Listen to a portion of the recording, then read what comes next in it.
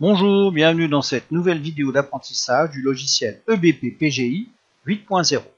Dans cette vidéo, nous allons aborder la consultation et le lettrage des comptes. Nous verrons premièrement le lettrage manuel, puis le lettrage automatique et nous terminerons avec l'impression d'un compte. Alors, commençons par le lettrage manuel. Cliquons sur Consultation lettrage. Le logiciel me propose un compte, donc si je voulais changer le compte ici, il suffirait de cliquer là et de sélectionner le compte que je veux lettrer. Donc là, je vais garder le même. Je pourrais modifier la période de lettrage. Donc là, elle va du 1er janvier au 31 janvier, ce qui me convient. Ici, dans les opérations lettrage, nous avons trois possibilités. Soit faire apparaître en bas toutes les lignes de ce compte. C'est ce qui apparaît ici. Soit ne faire apparaître que les lignes lettrées. Si je clique, vous voyez qu'il n'y a plus rien puisque pour le moment, je n'ai rien lettré. Ou alors, les écritures non lettrées, qui correspond ici à ce que j'avais au départ, toutes les lignes. Donc, l'avantage de sélectionner ici, c'est qu'on va pouvoir avoir quelque chose de plus clair au niveau du lettrage.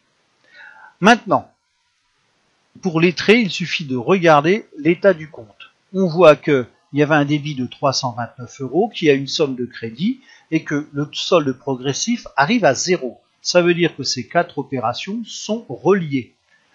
Donc je vais les sélectionner, et ce qui va me permettre de cliquer sur Lettrer.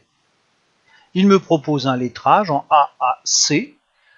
Il me suffirait de mettre la date du lettrage, bien entendu, ici 31, et de valider pour que le lettrage se réalise et apparaisse ici dans la colonne lettrage, j'aurai AAC. Je ne vais pas le faire puisque je vais tout de suite passer à la deuxième possibilité qui est le lettrage automatique. Donc là, j'annule.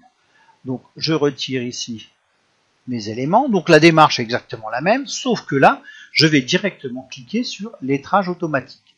Je me doute que c'est faisable tout simplement parce qu'ici, j'ai un solde qui va être à 0. Donc je clique sur lettrage automatique. Et là, vous voyez apparaître voilà, un deuxième écran. On vous demande donc la période de lettrage, que c'est bien le compte APCE 89. Ici, faites attention, on ne va pas le faire sur le solde progressif, on va le faire sur les montants exacts. La date du lettrage, comme tout à l'heure, je vais remettre 31 janvier. Les lignes ici, je ne vais rien faire et je vais donc démarrer mon lettrage. 4 lignes ont été lettrées, je ferme. Et voilà, on voit apparaître mon lettrage en AAC sur ces 4 lignes. Maintenant, je n'ai pas enregistré, puisque en passant par lettrage automatique, il fait un enregistrement automatique. Mais je vais aller pour imprimer ce compte. Donc je vais cliquer sur Aperçu.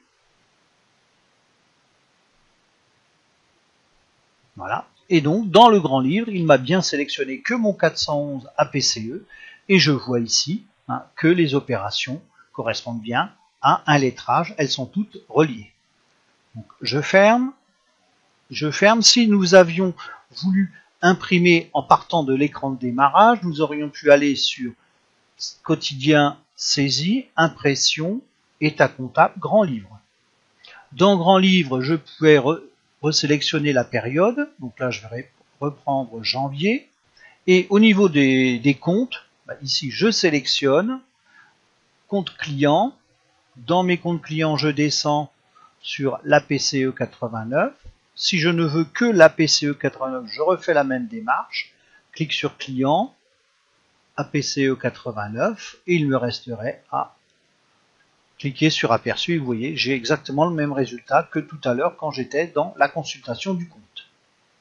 Voilà, j'en ai terminé avec cette vidéo et vous donne rendez-vous pour une prochaine. Au revoir.